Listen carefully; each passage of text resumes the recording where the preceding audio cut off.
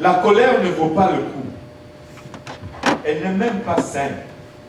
Les gens disent, ah, j'ai piqué une saine colère. Elle n'est pas saine. Troisième secteur, l'apathie. Je vais vraiment vite parce qu'on veut finir. Amen. Troisième secteur, l'apathie. Et tout le monde dit apathie. L'apathie, c'est ses caractères. Car l'homme de avoir tendance à remettre à demain ce qu'il peut faire aujourd'hui. Je vais simplifier. Aïe, aïe, aïe. Et spirituellement, l'homme est apathique, en fait. Si tu regardes le cerveau de l'homme, enfin, parlons un peu de l'homme et de la femme, et on va mener un peu les choses ici. L'homme et la femme réfléchissent différemment. L'homme réfléchit et réagit avec le côté gauche de son cerveau, tandis que la femme, c'est avec le côté droit de son cerveau. Le côté droit, c'est là où les émotions, les sentiments sont générés. Donc, c'est ça qui va être la force qui conduit la décision de la femme. Alors que l'homme, du côté gauche, c'est là où la logique, le cartésien est généré. Et c'est ce qui va aussi gérer les décisions de l'homme. Maintenant, les choses naturelles ayant tendance à être plutôt les choses spirituelles, ayant tendance à solliciter l'émotion, à solliciter les sentiments, ça met l'homme dans une position où naturellement, il ne va pas croire dans le spirituel. Il faut qu'il fasse un effort de plus pour croire dans le spirituel. Nous pouvons voir la preuve dans nos églises. Allez presque dans toutes les églises, il y a plus de femmes que d'hommes. Et également, dans la sorcellerie, il y a plus de femmes que d'hommes. Dans le positif comme dans la négative. Il y a plus de sorcières que de sorciers. On attrape plus de sorcières que de sorciers. Ici au Canada, on ne les attrape plus.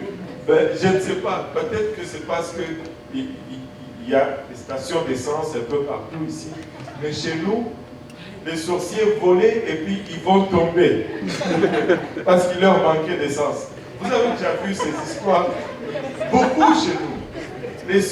On retrouve quelqu'un, on ne sait pas d'où il vient. Sur les toits d'une maison même.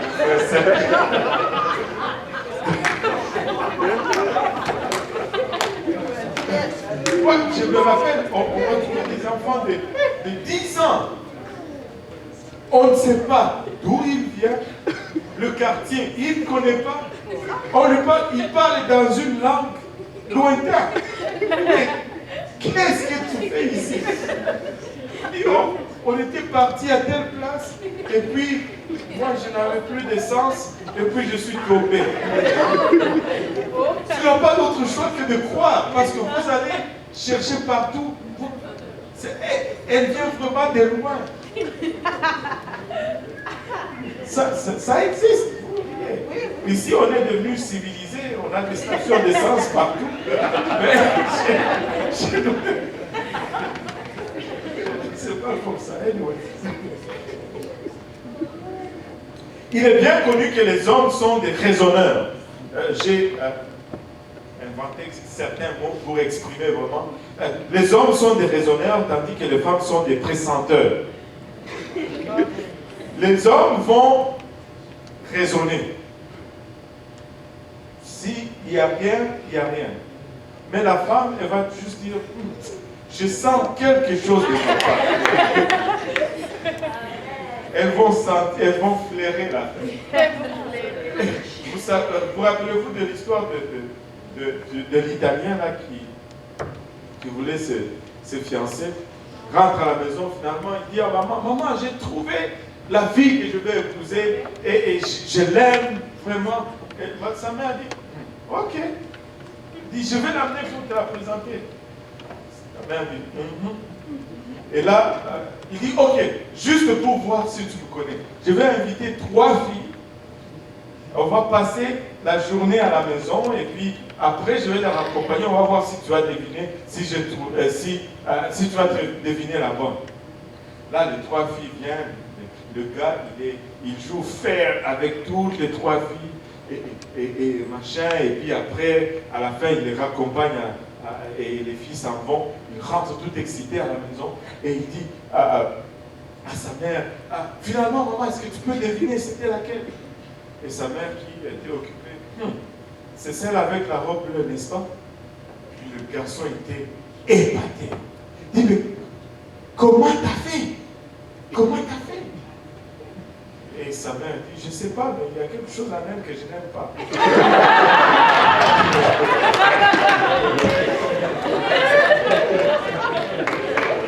Et là, elle a juste senti.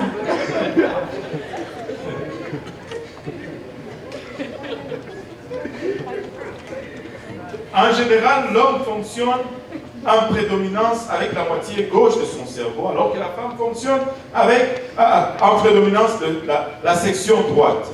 Et le meilleur mot pour décrire la section gauche du cerveau est réflexion, et tandis que le meilleur mot pour décrire la section droite est ressentiment. Amen. Et comme conséquence, lorsque mari et femme sont en train de prendre une décision, elle va largement décider par intuition, procédure de la section droite, alors que lui, il va y aller plutôt par logique, qui est le côté gauche du cerveau. Et des fois, on a difficile à se rencontrer. Parce que d'un côté, il y a les émotions, et de l'autre côté, il y a les... par exemple, ça c'est pareil dans toutes les maisons. La femme, elle va regarder le besoin. Mais l'homme, lui, il va regarder le budget. Elle va dire, mais on a besoin de ça. Mais oui, mais on n'a pas d'argent.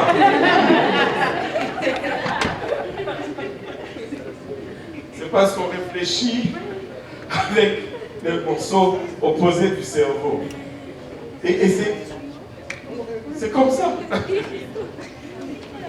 Et alors vous allez arrêter de vous battre là-dessus, parce que c'est comme ça.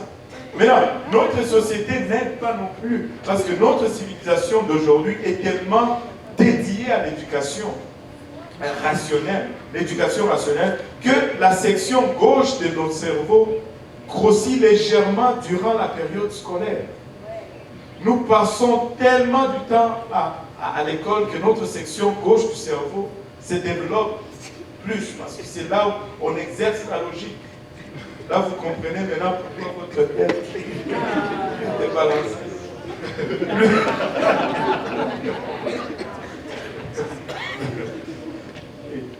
Maintenant, les statistiques nous démontrent que tous les enfants se classent haut dans la créativité et l'expression émotionnelle avant de débuter l'école. Mais à l'âge de 10 ans, seulement 10% d'enfants se classent haut en expression ou en créativité parce qu'ils sont bombardés avec la logique à l'école. Et c'est le côté logique qu'ils développent. Et pour le temps qu'ils atteignent l'âge adulte, seulement 2% de la population se classe haut en expression. Il semble y avoir une relation entre notre idéalisation de la logique et la mort de ce qui est expressif. Et pour ceci, les hommes payent un prix encore plus élevé parce que dès le départ, ils sont plus penchés vers le côté gauche. Et les hommes tendent à être des penseurs en premier et des pressenteurs par la suite, tandis que les femmes, c'est le contraire. Néanmoins, l'homme chrétien doit réaliser que sa tendance vers la logique, ou le scepticisme et la pensée critique, qui l'avantage dans les affaires du monde ne sont pas les principes fondamentaux du royaume. Et d'où les hommes, on en trouve moins dans l'Église. Hébreux 11:6 nous dit, or sans la foi, il est impossible de lui être agréable, car il faut que celui qui s'approche de Dieu croit que Dieu existe et qu'il est rémunérateur de ceux qui le cherchent. La foi n'est pas logique. Et donc, pour un homme d'exercer la foi, ça devient un exercice doublement plus demandant. Marc 10:15 nous dit, je vous le dis en vérité, quiconque ne recevra pas le royaume de Dieu comme un petit enfant ne n'entrera point. Nous devons nous défaire des fois de notre logique mondaine pour comprendre et saisir les choses de Dieu. Les hommes ont tendance à se raisonner eux-mêmes hors de la prière, hors de l'adoration ou hors du salut. Ça ne fait aucun sens. Dieu dit adore seulement. Et toi tu regardes, tu commences à réfléchir. Non, adore seulement, exprime-toi. Exprime-toi, laisse-le faire. Il n'y a pas de logique là-dedans. Leur cynisme devient leur pire ennemi dans leur relation avec Dieu. Parce qu'ils veulent tout rationaliser. Paul lie la volonté d'un homme à surmonter ce trait principal masculin à la sainteté personnelle d'un homme. Il dit que les hommes doivent prier partout, en tout lieu. Nous devons le faire encore davantage. Autrement dit, leur foi ou leur expression de leur relation avec Dieu doit être exposée publiquement, afin qu'ils puissent vaincre cette apathie. De la même façon que les femmes doivent prendre la directive pour les questions de sainteté extérieure, les hommes doivent prendre la directive pour les questions de sainteté intérieure. Pourtant, combien de fois avez-vous vu ceci complètement à l'inverse? Où la femme est la seule qui sert Dieu, où elle sert de guerrier de prière à la maison, où elle est celle qui participe le plus dans l'adoration, où elle est celle qui est le témoin le plus exubérant pour le Seigneur. Elle n'a pas peur, elle sort, elle témoigne. Même si, des fois, elle ne parle pas ta langue, elle va te témoigner quand même. Il est plus que temps pour les hommes d'assumer leur place légitime. Les directions dans la prière, dans l'adoration, dans les témoignages et dans la vie pour Dieu. Nous devons être expressifs. Le fait que tu te renfermes, cela ne fait pas de toi un plus important que les autres. Ce n'est pas ça qui fait de toi un homme. Exprime. Alléluia. De même que c'est la volonté de Dieu pour les hommes, pour les femmes chrétiennes, d'être distinctes dans les questions de modestie. C'est aussi la volonté de Dieu pour les hommes chrétiens d'être distincts dans les voies d'adoration. Nous devons être des adorateurs parce que nous avons une plus grande apathie que vaincre.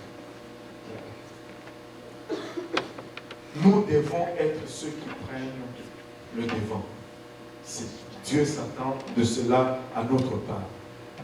La sainteté est très souvent étrange dans notre culture. C'est dans notre culture,